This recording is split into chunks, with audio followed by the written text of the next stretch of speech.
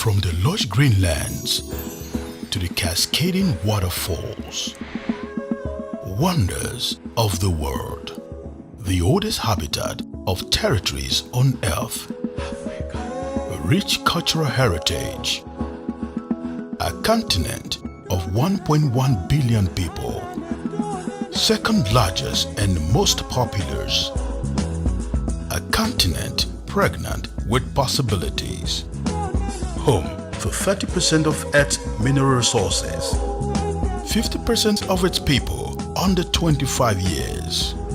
Africa, the land of the great. Our spirit resilient. Our enterprise profitable. Our future inspiring. Africa is inspiring. Be inspired. I'd like to share with you today on an interesting topic, realities of life after school. First, let me remind us that school is not limited only to the universities or the polytechnics. School is anywhere, any institution that gives you the opportunity to acquire required skills, requisite skills to launch you into the marketplace, to launch you into the world, to make you a better person or a prepared person for the realities of life. Now, having said that, what are the realities that we grapple with from time to time on daily basis or yearly basis from community to community? The realities are varied, but beginning first with economic realities as it applies to even individuals. And then you could have realities relating to relationship. Peculiarly in Africa, in our own continent here, one of the ways, one of my friends have described that is poverty stress. Fela Durotoye calls it poverty stress.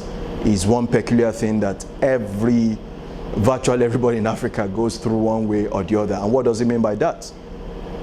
That's the kind of stress, or that's the kind of reality that comes as a result of needing to take care of the dependencies of relatives, extended family members, and so on and so forth.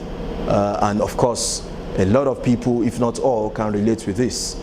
That once you think you are out there in the clear to start running your own life, then some other people would have to call your attention and say you need to look back to also support us, which arguably through, these are things you just have to deal with. But let's move on. Realities of the economics, realities of the socio-economics, let's put it that way. These are realities we just have to face as human beings.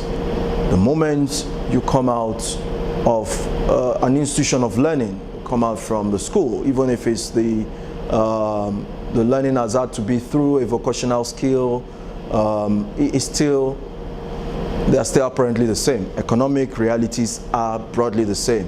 You are thinking immediately how to feed, how to get shelter, how to get clothing, how to become somebody for yourself before you even start thinking of how to impact on the lives of people around you, or how to start creating opportunities for others.